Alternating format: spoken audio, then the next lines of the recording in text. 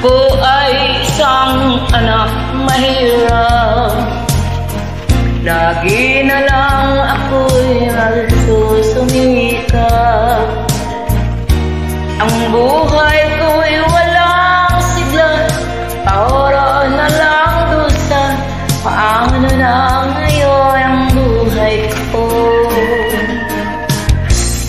Sa akin ay walang tumatanggap.